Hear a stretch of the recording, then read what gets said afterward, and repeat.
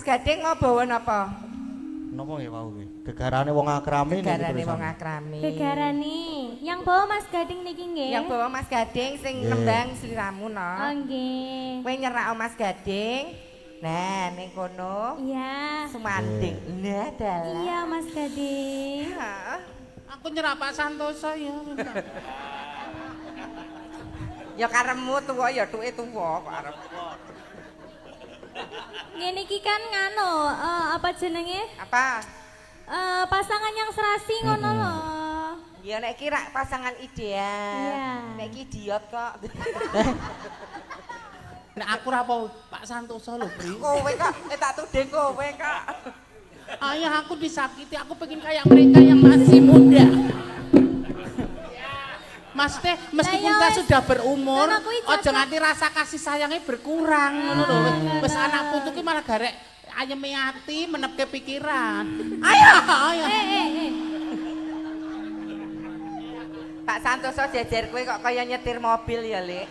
Lah ngapa? Hawane pengen meresnel wae. Monggo ndok lintang. Nggih. Ayo Mas Gading. Kula riyen iki. Heeh. Jadi Kok diceraki Dik Lintang kok kaya grogi ngono to. oh, aku kok grogi. Lho, tadi salah tingkah ngono. Sepiro iki semene? Mbak kaya Pak Santoso iki lho tak cedhaki jarike langsung sesak. Lah. Lah Mas Gading sesak apa enggak? Sok-sok. Ayo Mas Gading. Kekarane wong akrami. Saya ambekan. Mbok yo ngawaske sithik ngono. Lah iya madhep rene. Ayo pandangan. Mosok madhep bure aku. Iya enggak apa-apa. Nyawang aku ngene iki lho lek karo Pak Santoso ngene iki lho nyawang ngene iki. Mang Pak Santoso, mang sulek niku lho, Pak. Ngajari adik iki lho. Iya ajarane ya engko tak praktekin ngono. Tekan ngendi to iki mau? Oh iya.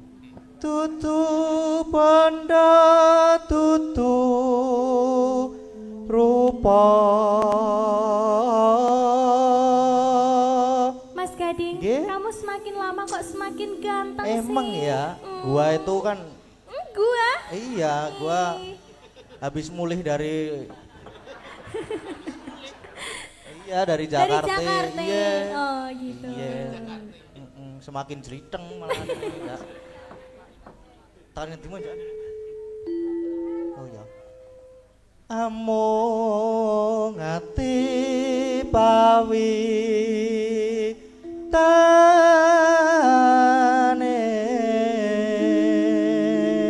Kok Pak apa lho?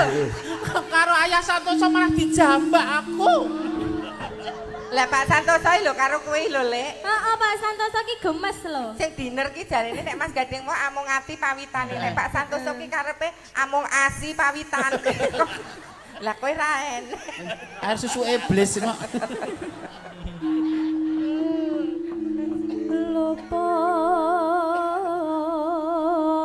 Luput pisan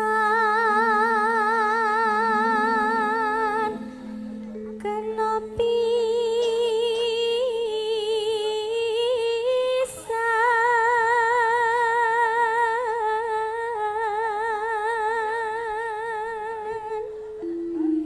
yen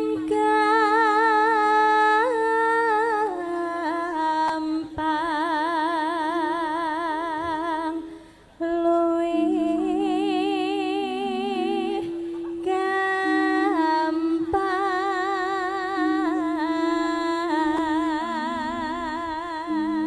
Jane diapakne karo Iku lho, iku lho. Diapakne? Oh, Foto. di foto ya ampun. CS ku ya. Lek mat. Aku mah kok ora ana wong motret aku ya, Jas. Gak menarik kok ya. Omong kok waton bener.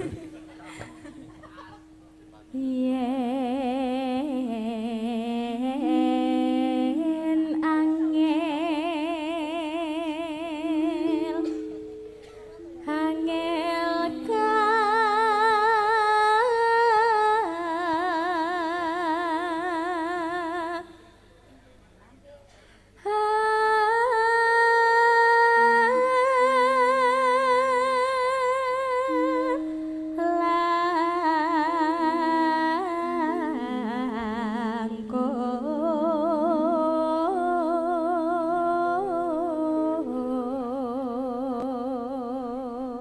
pripun badane lebih fresh atau masih Oh, masih Masih sakit-sakit sakit, Mas ya Gading. ampun. Pijetin dong Mas Gading. Wah iya sini saya pijetin nih mana-mana di mana Kamu sini sakit ya. namanya.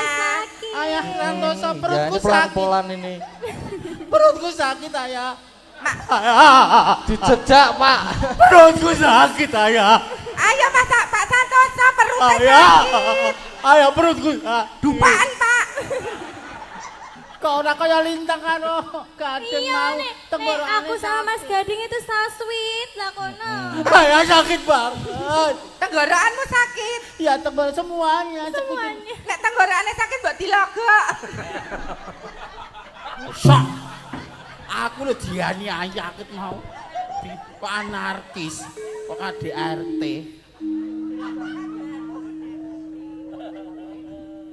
Ayo dilanjut. Iya, nggih. Tan kena. Biyen Ya. Kepiye ta? Aku menang. dijak bareng ora gelem. Ora iso nek bareng ki beda, engko cengkoke iki beda. Ngono lho tegese iki. Tapi penake bareng ya. Kan dorong mudeng kowe tak kepruk lho kowe engko.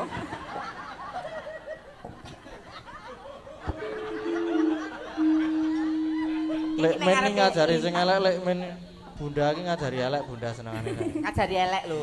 Bunda iki. Piye to Bunda ki? Harusnya itu menjadi contoh yang baik. Wong ya biasane nuturi. Maksudnya metu bareng ki anak-anak. nek ke mall bareng, jalan-jalan bareng, jalan sehat cari udara Bu. pagi bareng-bareng. Bu. Ora kok sewang-sewangan ngono lho dalam Nek situasi. dhisik ya ngono dadi bojo. Aku ya ngono. Ketoke ora iki. Lah ngopo? Lah kowe iki nek rupa nek sing ayu ngono dijak ning mall patut, dijak jagong patut. Ya patut kae Lah wis. kowe iki patute gur dijak layak ki.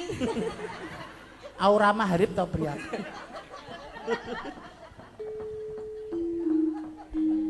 Yo bareng. Alah yo alah. Tan kena ti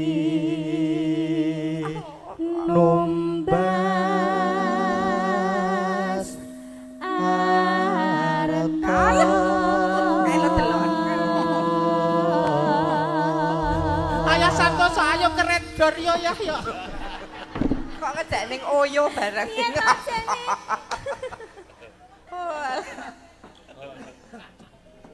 Langgame jenang gula. Iya, jenang Jadi gula. tangan nyanyi di sini apa di situ? Iya. Nyamannya di mana? Yang pertama di sini dulu Oh, ya. ya. Aku tuh agak capek jadi butuh istirahat sama Mas Gading. Ya Allah. Kono sing gandrung kok susuku sing nglumpuk ya, Mas. Sekarang yo mengkane Bu. Ayo Dek Lintang.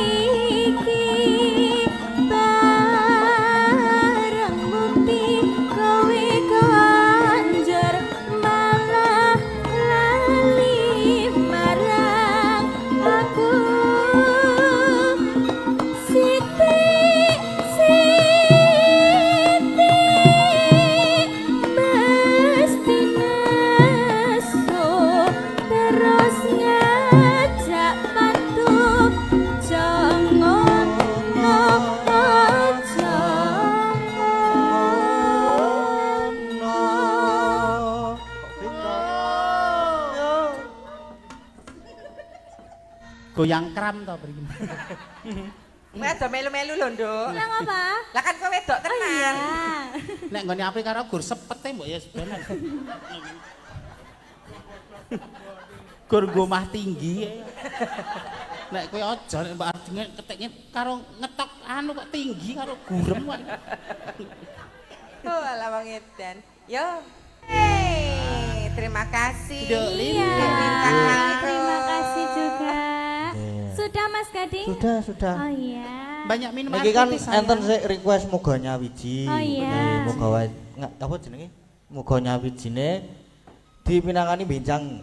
Oh nggih. Nanti malam ring. Dadi dina to iki urung e. Oh Nggih iya, benjang nanti berarti. Nggih. iya, nanti malam juga nggak apa-apa Mas. Nggih. Soale dereng Dinotasi. semen. Iya. Pokoke nek mengke dipasrahke Mbah Keter mawon. Nggih. Mbah Keter nek kon ngaransemen sedina kuwi dadi, gawe naskah lho sedina dadi. Jenenge wong Pak Geter ki kompresor handal. Kok Komposer kok kompresor. Pak Geter lho. Pak Kir. Nek aku tak elek ra apa-apa. Atos-atos Pak kualat Geter lho. Komposer. Injil Mas, ngersakaken lali janjine saking Pak Haji Zaidi nggih, matur sembahana. Nggih. Oh, mangke terakhiran kemawon injil Mas. Aja-aja kuwi jodohmu le. Mbak menawa iki apa iki buah kesabaranku ya, Jas. Makasih ya, ya. Sopo-sopo disayang. Lah pripun jenenge wong iki ya anu Jenenge kok ya ya. jemput bola saupamane kok dagangan saupamane ra ditawake ya piye. Pak Haji Saidi ngersakaken lali janji tapi mengke kemawon sih. Lah ngapa kok engko? Rada engko pas kumbakku anu ngono ndak jadi nyapa pamritan sing liyane Oh. mau. Kan mau ana pamritan sing caos itu. Putra Nusantara karo Gelo. Heeh, sing putih ya loro-loro hatan ndak sindane nok men Waradin. Iya, Mbak Saras karo Dek Oriza nggih. Nggih. Sepate ya, Lek. Heeh. Waktu kita tamasya berkeliling-keliling kota, hendak melihat-lihat keramaian yang ada. Saya panggilkan becak, kereta tak berkuda. Becak, tolong bawa saya duduk sendiri sambil mengangkat kaki, melihat dengan asik ke kanan dan ke kiri. Lihat becakku lari, kereta tak berhenti. Becak, jalan hati-hati. Nggih, sugeng dalu. Halo. Halo. Oh alah. Siapa kuwi? Sinten niku? Lah ya Mas? sapa meneh to iki lho. Oh alah cintaku, alah bojoku Oh, sing oh. anyar. Sapa Jas? Ah. Ora tak kenalke aku. Alah. Sapa Dedek? Ini. Oh, Pak Dalang. Pak toh. Dalang. Oh, Pak Dalang mesum toh. Mas Kesban. Oh lah Pak Dalang. Kan empatku ora tak permono. Wong edan. Wis tuwa. Pamundhutane tesenten Putra Nuswantara. Eh. Enten Gelo. Terus mengke bareng-bareng sing lali janjine karo Mbah Saidi. Ingkang napa rumiyin, Mbak? Gelo ya ora apa-apa. Napa-napa? Gelo ya ora apa-apa. Oh nggih. Bawa apa langsung Mas Gading? Ndak langsung mawon. Oh nggih. Oh, seru banget to iki. Men roto. Semangat Mbak Riza. Nggih, kudu Kali semangat. Mbak Sarah. nggih. Dadi ibu ki kudu sing tangguh. Lah Tangguh. Wong wedok sing tangguh. tangguh militan. Dalam situasi apa? Wong wedok iki secara fisik kalah dari laki-laki, tapi secara kemampuan terus dia itu menghadapi apapun luwih survive timbangane wong lanang. Oh ngoten. Makanya jenengan pengen dadi wong wedok Iya ya? bakoh aku kok. Oh. Wong wedok sing di standar ya aku. Standar apa? Kuwi ora standar. Apa? Kuwi dongkrak. Wong kuwi lek men ki nek ning omah ya sregep lho. Sregep ngapa, Mbak? Ronda ya mangkat. Rondo mangkat. PKK ya mangkat. Tahlilan ya mangkat mangkat. ibu-ibu kuwi. Ibu-ibu, kono apa lho Mas PKK padake? Marilah hai semua rakyat Indonesia membangun segera, membangun keluarga yang sejahtera dengan PKK. Hayatilah dan amalkan Pancasila untuk negara. Hidup gotong royong, makmur sandang lan pangan, rumah sehat sentosa. Tata laksana di dalam rumah tangga rapi dan indah. Didiklah putra berpribadi bangsa, terampil dan sehat. Kembangkan operasi, jagalah lingkungan dan sekitarnya. Aman dan bahagia keluarga berencana, hidup jaya PKK. 10 program pokok PKK. 10 program pokok PKK ki apa? Lah mau Apa? tata laksana rumah tangga. Siji. Niku wae urutane niku wau. Oh lah. Didiklah putra berpribadi bangsa. Ketoke lek men dhisik, mbokne lek men mangkat PKK nyanyine kleru kok. Apa to? Lah piye, Mbak? Didiklah putra berpribadi ganda. Berpribadi bangsa. Pribadi ganda. Lah kok dadine ngaten iki lho. Ya jadi wong tua mungkin mbok wis ompong tadi mungkin artikulasinya jelas. Terus lahir ngene. Wong loro iki ketoke ora tau mangkati golek utangan tok. Katanya sik PKK iki malah sapa iki? Kuwi lagi Mas PKK. Apa meneh? Mas Yoga ya duwe lho kono. Kepiye kuwi, Mbak? Ratanggapan ora madang neng omah Donyek ingkang sindene do pegatan sancine do kluyuran sing rebab adang-adang.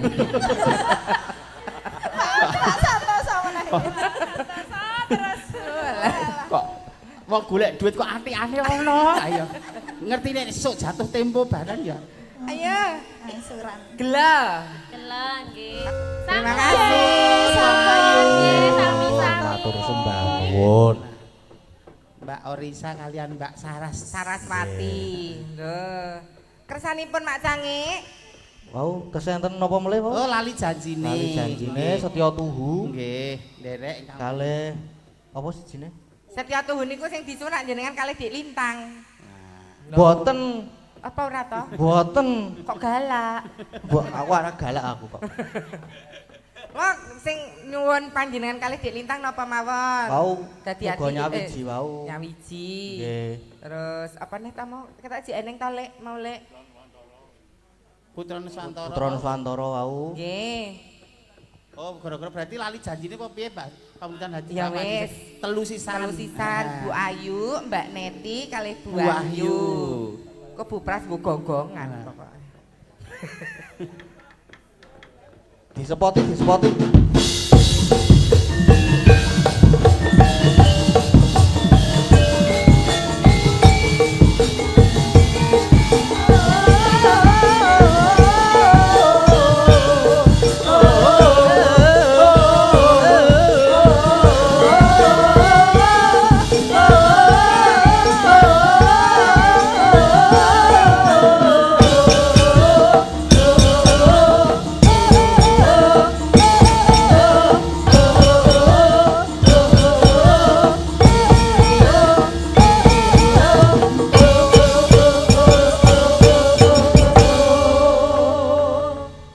Sugeng dalu Bu Ayu. Nggih, sugeng dalu. Sugeng dalu Bu Neti. Sugeng dalu. Bu Wahyu. Sehat nggih. Ajeng say hello mboten Mbak Ayu? Napa? Say hello kali niki. Ah ora wis Loh, nika. biasa. Wis biasa. Jeleh. Karo bojone kok jeleh iki piye to? Nek jelek ki mbok dijolke sing 20-an loro. Ah yo aja. Oh, iya. Ben. Yalah ayu-ayu kok bojone suwek ora. Tuwek kok kok suwek. Tuwek sih. Melangi. Bojone iki ora suwek, bembret. Nggih, Iki apa berita? pamundhutane Mbah Haji Saidi. Lali janjine. Gandeng lali janjine niku bawane niku anggitane Ki Geter ya diungelke se. Nah. Dina Minggu. Dijajak. Dina Minggu kang tanti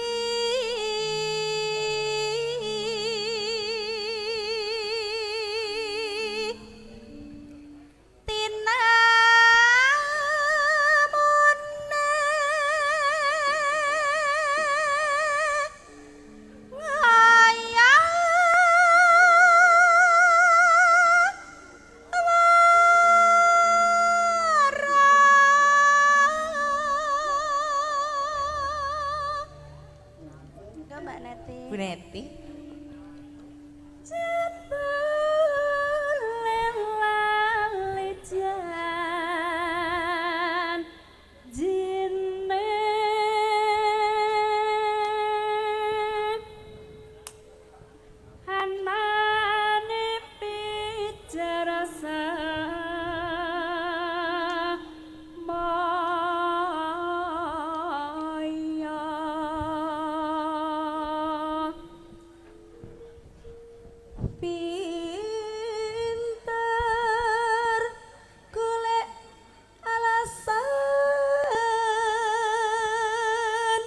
Bayu.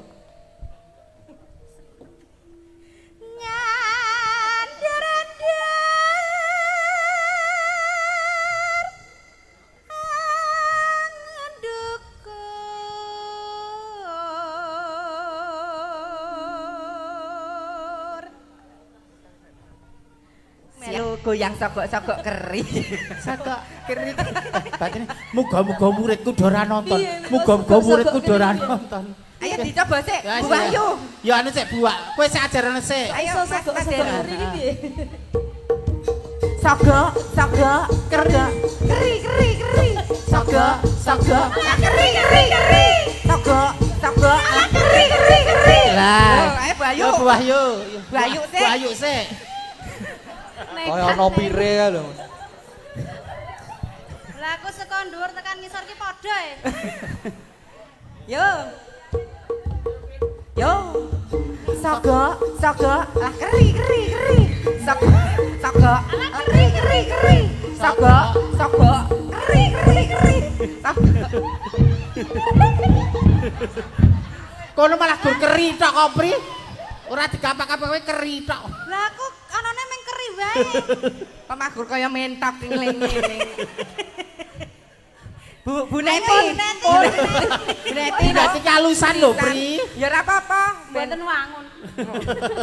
Ayo isih Dicoba nggih Bapak Ibu. Ya. Nggih lho. Bahaya. isih keri ora. Sogok ala keri. Sogok. Apri yo aja Kyai sepuh lho, Pri. Lho, iki ya separa umurene kudu melu tren saiki. Tren saiki. Lho, Ya. Bu Wahyu. Ayo Bu Wahyu. Aku wis keri sik. Masih golek dalan kok. Ruti kapak-kapake kok keri. Yo. Ayo Bu Wahyu. Kok didengkul. Yo, Mas Dayu. Ayo. Isin aku. Sogok. Bu Guru. Keri. Sogok ala keri.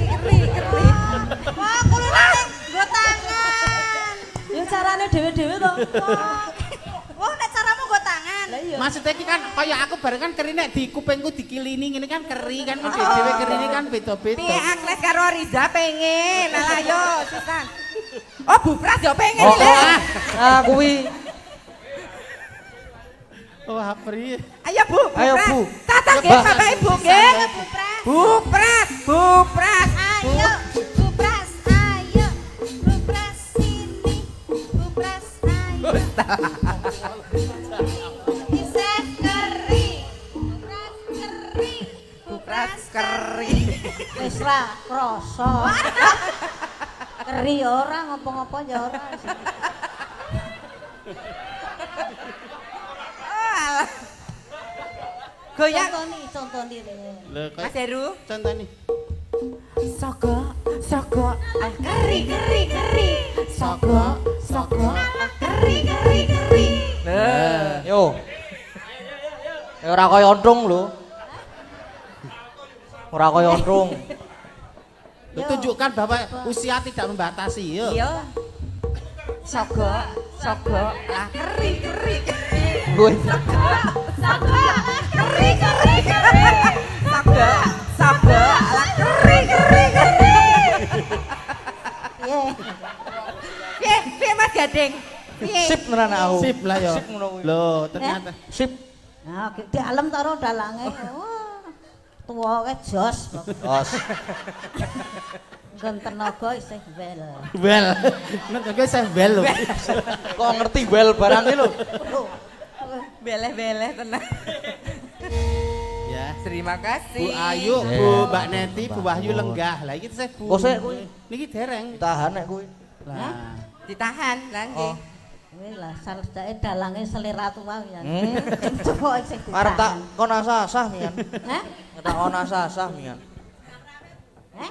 Kembang rawe pemundutan Bu Kasih. Oh. Lho pun dirogokke. Lho apa dirogohke lho. Oh, wis dirokok. Tampani Bu, jangan tampani Bu, lho dirokok. Karo mumbul, culut. Olah duit kok kon mumbul sole. Ya wis ora asah. Lho bukake Bu. Lah, monggo. Matur nuwun nggih Bu, mugi-mugi berkah barokah. Bu Kasih. Laris melu-melu Mbak Maimin. Bu jenengan ampun. Eot. Mesake pahlawane. Mbok menawa ya ana sing ngenyang barang. Oh alah. Nggih pun beto tahu matur nuwun nggih Bu. Sembah nuwun Bu. Walah tahune niki sing ngene Bu Kasih. Nggih. Yo elah enake. Enak kaya tahu kula. Tahu sing damel Bu Pras ten dalem niku lho nggih to Bu. Nggih, kenyil-kenyil Mbak. Bu Pras niku yaswanipun pinten to Bu? Yaswanipun pinten nggih? 15 tahun. 17 tahun. Kok cek semego niku. Nggih, tasih karem. Karem Gusti. Karep napa? Maem maksudnya. Wah. Tasih kemampleng. Lho, janjange dik gading tesih kemampleng. Kok saya atos suaramu. Ugi spesial kagem Bu Era Dukuh. diatosi engko tekoke. Bu Dukuh piyane cek timur, cek enom banget. Nah, Terima kasih. Nggih. Diaturke kembang rawe nggih Bu. Nggih. Oke. Bersama warga Laras monggo dados. Nggih, sampun. Sembah nuwun Bu Nggih, Pras. sami-sami. Sehat selalu. Amin. Pun nggih, Mbak. nggih monggo Bu Prastiwi. Matur nuwun. Waranggono semada sampun paraden Mbak Limbuk Mak Cangi. Kersanipun Mak Cangi Keparengipun dos pundi? Nggih niki gandeng wektune pun ngoyak. Nggih. Lakone nggih. Tasih dawa. Nggih. Nek kurang dawa dawake. Nggih monggo. Ndongake warga karo Nggih. matur nuwun, Nak. Cis pindah malih kula dongaaken warga Samben. Samben. Mugi-mugi pinaringan kesehatan, Nggih. keselamatan, Amin. tinebena saking suker sakit lan memolo. Nggih. Matur sembah nuwun sedaya panitia. Ibu Dukuh, Bapak Bu Ketua Dukuh. Panitia. Sedaya kemawon Tanpa mugi terkecuali tetap amanah. amanah. Amin. Warga sansaya guyub rukun, bersatu, Iya. rembaka makmur salaminyo. Selamat sing nanggap, Selamat sing ditanggap, selamat sing nonton tanggapan. Amin. Sembah nuwun. Nggih. Nok, piye, Mak? Iki gandeng wektune ya saya ngoyak lakone ya isih dawa. Awake dhewe iki neruske laku sik neruske lakon mengko le seneng-seneng diteruske ning gara-gara meneh ya. Saiki sebo ya kok sebo apa jenenge? Cek neruske lakon landang sebo ki terus rampung. Iya. Ya ayo Mak tak dereke. Ayo Nak. Tansah maramaring sukma sukma sinukma winaya ing asepi sinimpen tolong ing kalebu bambu kaning parana taren saking mleping aluyup Indo pasating sumpena sumusup ing rasa jati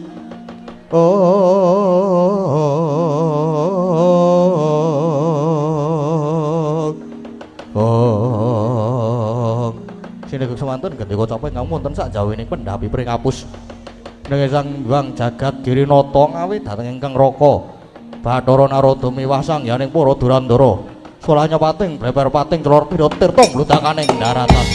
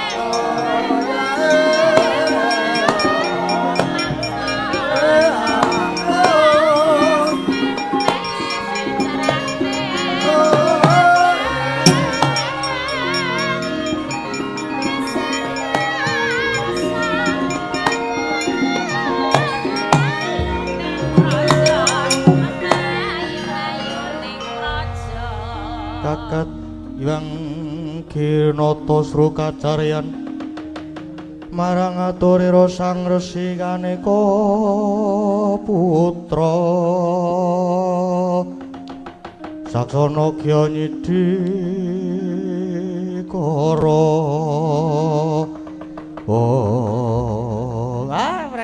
mrekencang Maruda yang Pak Pong Bu Bala kali cuthe sapa sing gawe Adi Guru keparengan didateng ingkang raka ing sithik pangudal-udal lan para putra-putra dewa dipun kanthi wonten papan dunungipun Bagong menika wonten gatos menapa Adi Guru senajan ingkang putra penyarian ugi cumadung dawuh Rawulun ingkang putra Punendra ki cumadung dawuh kula inggih nyadong dawuh Rama Wulun kula inggih nyadong pangandikan Wulun Kakang Narada marmane ulun tedhak utawi humyang marcapada marepake ungganing Bagong krana nalika semanten nampi dawuh dipun timbali Kakang Ismaya lumantar pameling dene suraosipun Bagong kalenggan menika gadah gegayuhan badhe mbangun desa nanging wonten syarat lan serananipun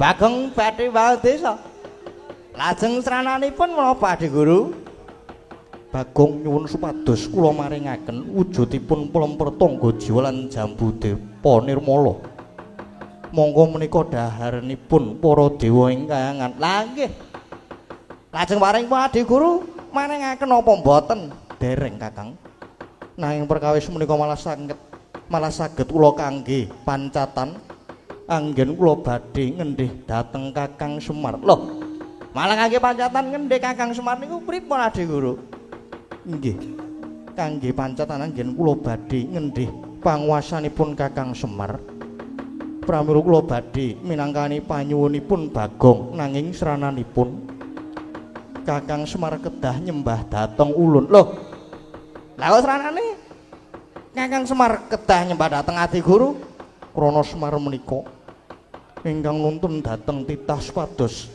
sami nglewar anggenipun sami nyembah dhateng ulun ingkang dipun kersakaken Adi Guru kados pundi kok lajeng wonten pangandikan bilih titah tiyang menika sami nglewar ngawur dhateng panembahanipun Kakang Narada sesembahanipun jagat raya menika namung dhateng Bathara Guru boten wonten sanesipun lho mangke riyen sesembahanipun jagat raya menika inggih dhateng ingkang nyipta jagat raya saisine inggih menika Gusti ingkang Maha Agung ingkang Maha Suci lha kok ta inggih namung Bathara Guru panguwasa tunggal donya prapteng akhir mila selagine Semar niku tasih urip nggih niku sing giring menungsa supaya padha bekti nindakaken limang wanci jroning sedina sewengi terus dadi kandhani wong sugih kudu padha andum rejekine marang wong miskin utawi ingkang dipun westani zakat fitrah banjur sing waras wiris malah kon nindakake kudu poso lah mekaten menika yektine namung giring menungsa pados sami nyembah marang pangeran lah nggih Ya nggih pun leres Kakang Semar iku Dik.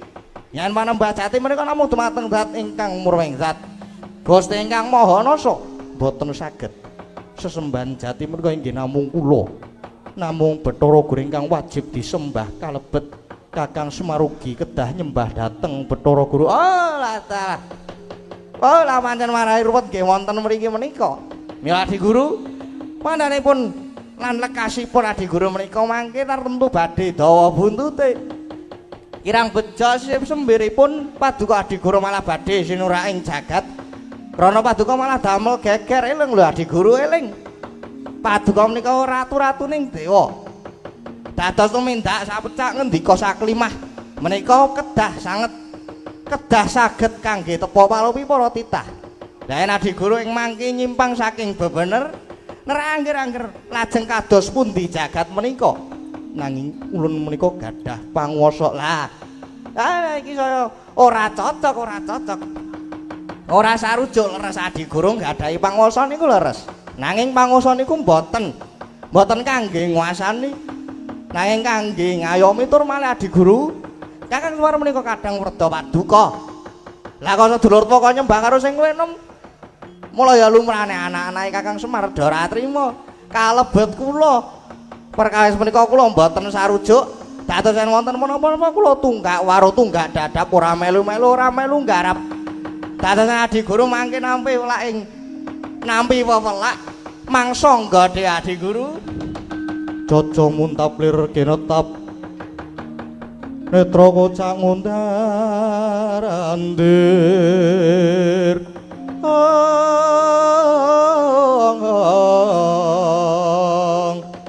Hitupnya mangala cakra. Oh, kathah-kathah pengendikanipun Kakang Narada menika malah namung ina kalian ulun ya Bathara Guru.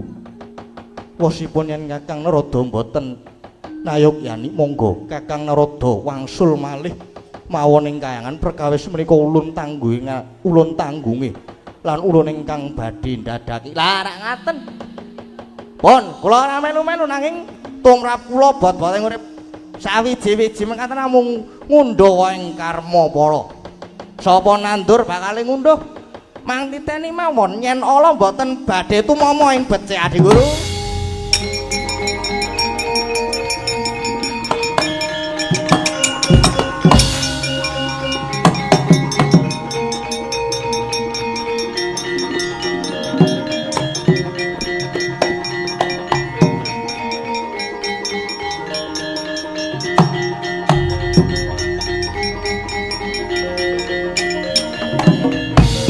Pukulun menika Pukulun Narada malah lajeng oncat.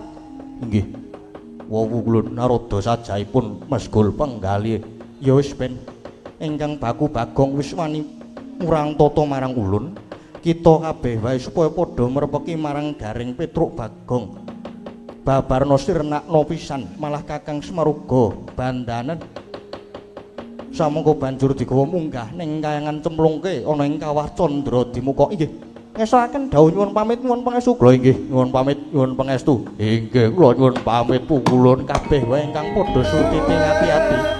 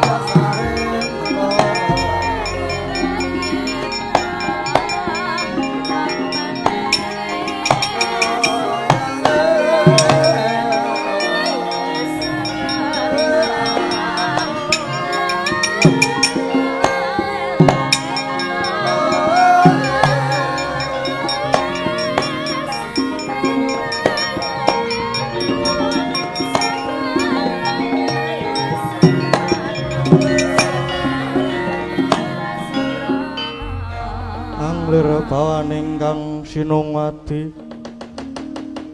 Syawati jagatnya kinarya momong sarira tunggal duh truk tenane truk aduhe nilai Irana mau pukulan Bathara Guru nggawa para dewa lah iya to jan kroyokan apa jenenge kriwikan dadi grojogan geguyon dadi tangisan tenan nek iki Kang kabeh yang merga saka Bagong sing wis wani karo Bathara Guru kuwi. Lah ya nek ngene iki lah ya kabeh terus melu repot ta? Ha ta, Truk? Iya. Kabeh melu rekoso. Iki dang apa ta iki? Kok do grundelan to? Kowe niate do ikhlas bantu apa ora? Ya ikhlas ki ikhlas, Gong. Aku ki kakangmu ki ya ikhlas nek kon ngewangi karo kowe. Lah gene ngono kok. Padha gemremeng do wedi apa? Lah ya nek jeneng musuh karo dewa ki ya wedi to Gong, masa ya ora wedi. Ha ya wedi kena ning ya aja diketokke, ben ketok nek wong ampuh ngono lho. Ana Semar mosok mung musuh karo dewa-dewa kowe kalah. Nek engko kalah tenan. Nek mengko kalah tenan malah kepiye? Ora nek kalah ki wis to. Percaya kalau kae. Bola kae wis mara tekan kowe.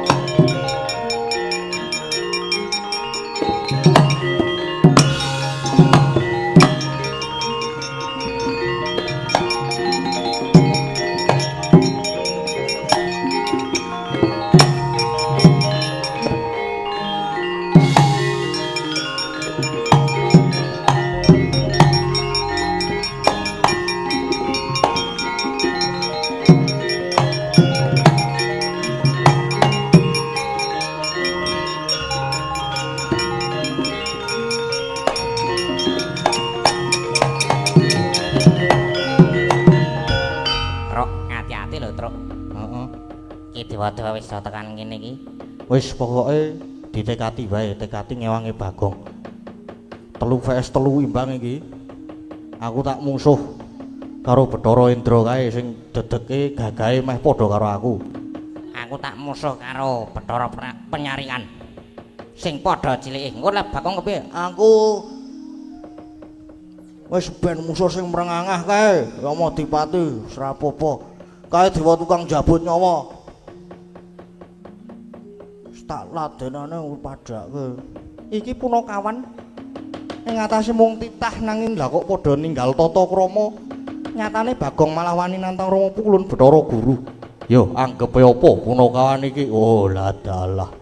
Sajake doani tenan karo dewa. Jabut nyamu. Wis ben ayo dadi wanene. Nek perlu rasah basa iki ngopo basa barang Punakawan? Anggepe apa karo dewa kok tanpa tata krama? Wis ben. Ora perlu ndadak ngajeni karo dewa. Anggepe apa? Adikku Bagong duwe kekayaan utama bakal bangun desa. Kok Bathara Guru ora trima bapakku Semar malah kok nyembah karo Bathara Guru. Anggepe apa? Anak-anake sing ora trima. Truk. Wis rasa ndadak kesuwen. Rasa nganggo tantang-tantangan gek gelut wae. Wah ya wis ngono ki ditekati wae. Ayo Gong, diperangi digeluti Gong. Oh.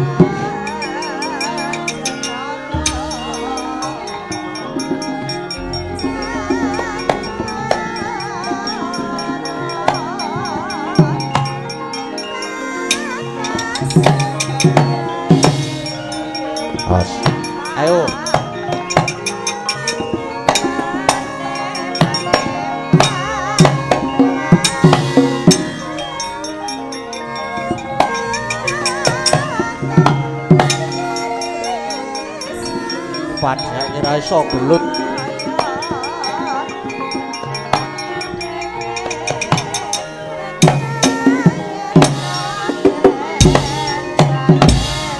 Sambato.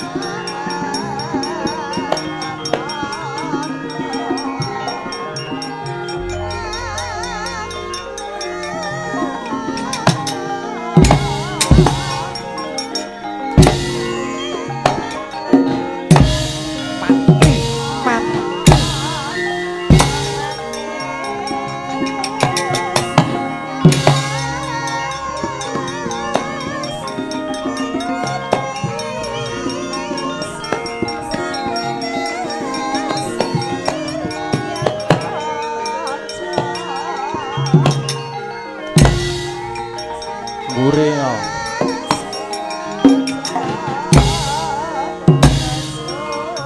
Kepala. Ladiake cah ampuh. Mati.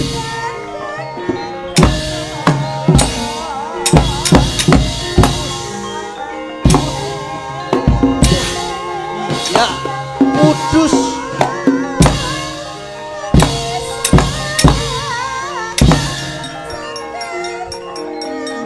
Ayo, maju rene Petruk.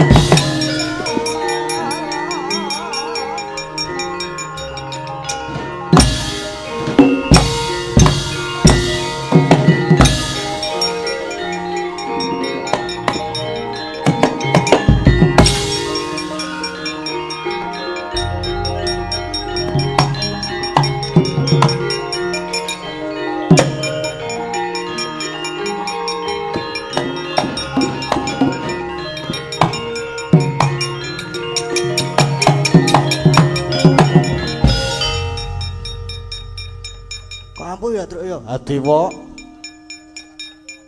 Tak antem nggon sirah ki ora ngopo-ngopo, nggon dhuwur ki ora masalah.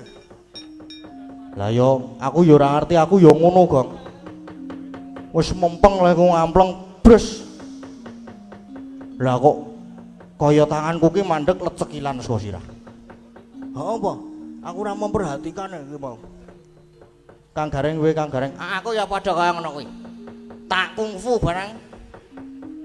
Tanganku lek klawe ngono kuwi arep tekan nggon kene iki ana apa jenenge lete sakilan. Waduh, lagi gek le arep mundurke kepiye sik tak ngeling-eling. Wah, aku kelingan aku. Piye, Gong? Kowe aja ngantem nggon kene. Aja ngantem bagian dhuwur. Ngantem kuwi saka weteng medun. Saka weteng medun. Heeh. Jajalan to kono temen. Oh ya tak majune meneh.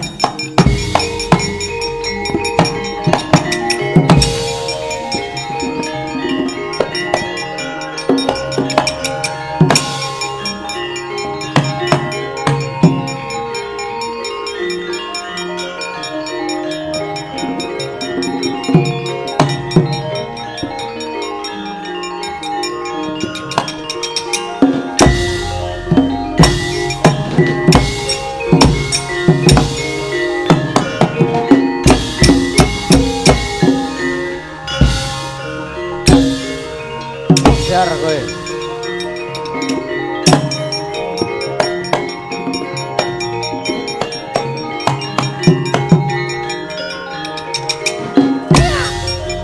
Ya, woi. Ya.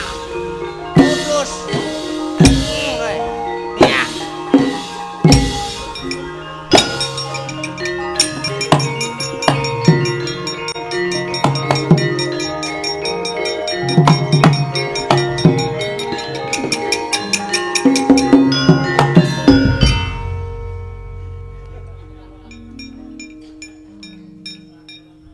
Gong.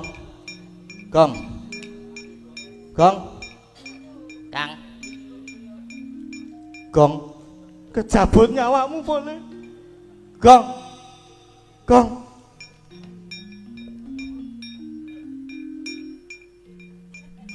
Kecabut reng. Ya wis tinggal minggat wae ngopo to? Malah karwane ora lengi-wangi kok. Dong apa? Ayo. Durung wayahe dijabut kok dijabut ora iso. Ora iso. Ora mungkin wong ampuh aku ki padake. Ki mau kowe tok mati kowe do. Seneng to kowe to? Ayo, to. Ayo, aku wae. To, ora Gong, ayo. Mung kurang kowe lho Gong sing durung menang ki aku wis ngundurke Bathara Indra, gak Kang Gareng wis ngundurke Bathara Penyarian. Oh, kurang aku to iki. Oh, kurang kowe tak jabuti nyawane. Wis ditonton wae Kang. Heeh, ditonton wae. Padhake kae iki. Dah gleleng ngono ki.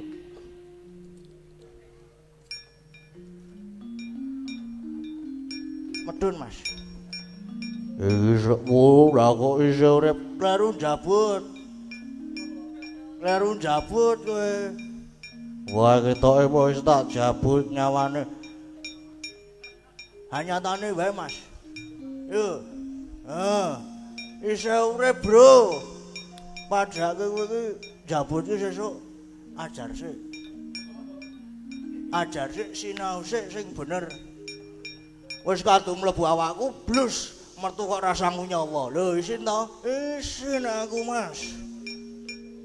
Tak contoni kok ngene. Apa kowe iso wae? Waduh.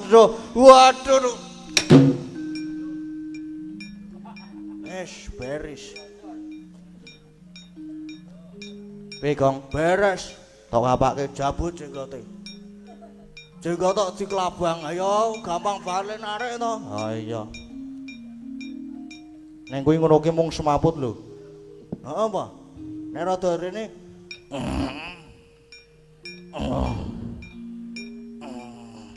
Waduh. Gong kowe ngopo, Gong? Ora kok. Apa jenenge? Kaset aku kuwi. Nang kok rada ana grenjel-grenjele iki apa ya, Truk ya? Mulane kok gek digorono wae mesake kanca-kancane lu mundur done kono kok kuwi nang kono dhewe. Syarat wae, Bro. Rene, Mas. Oh, Bagong iki kecem tenan nek Bagong iki. Anarkis e Bagong iki. Ayo Rono. Waduh, aku wis ora iso ngopo. Wis ayo to. Ora ngayal to, kandhane kok. Oke. Ane. Oke. Ayo Rono yo. Ora ngayal to kowe iki.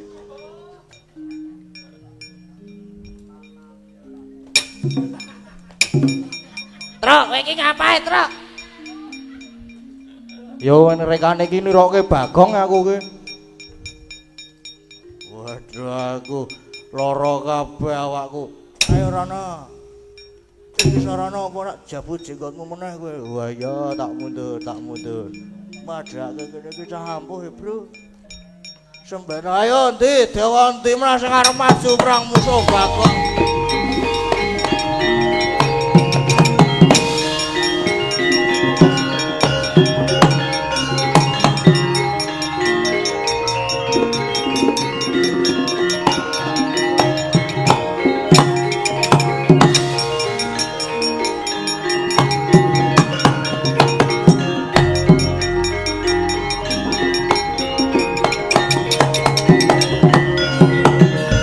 Karepe dhewe ing atas dewa-dewa wae kalah karo Punakawan. Punakawan gawe wirange para dewa Cis Trisula Tampanana.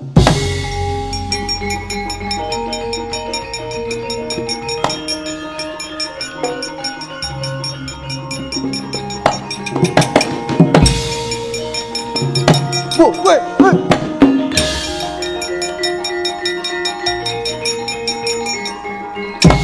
Rono wae.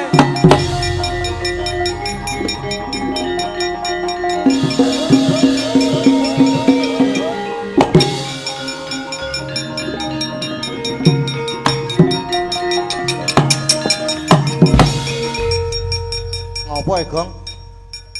Sumpah serembane iki. Ngopo kowe iki? Sapa jenenge? Sapa? Matur karo bapak alon-alon. Nggih.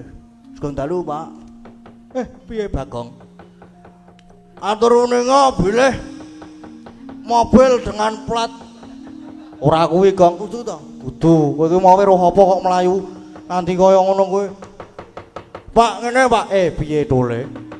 Iki Bathara Guru. Bathara Guru maju, apa jenengane?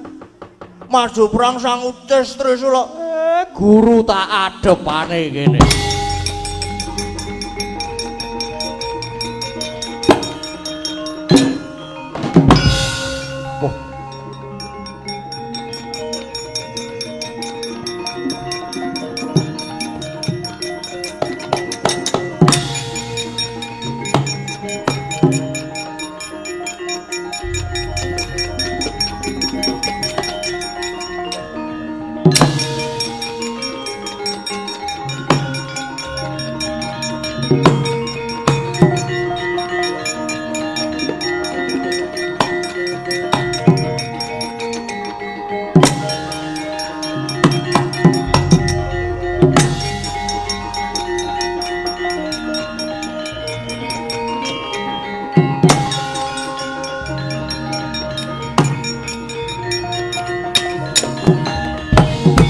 Kakang Semar, ngono sewen saiki basaku tak jabel lan pancen kabeh wis tak dadaki. Iki aku wis ngasta pusaka Cis Trisula. Iya Guru ya. Kowe saiki ngadepi marang aku nggawa Cis Trisula. Pancene mono aku ora wedi ngadepi. Mbok ya tok tamake malah bakal tak ungalke dadaku. Ning mbok ya dipikir nek kowe arep mateni Semar kok ning Marcapada ya nek Semar tok tamani Cis Trisula kitu mengkaning pati. Nek ora apa ora malah barang wirang kowe? Apa ora kucem asmamu Bathara Guru mra? Wis ayo. Aku arep tok kapake, arep tok jur luluh aku anane mung manut. Neng mbok ya aja ning Marcapada. Sing mbok karepe kepiye Kakang? Wis to, pusakamu ki sarungana dhisik. Tak jak rembugan ape.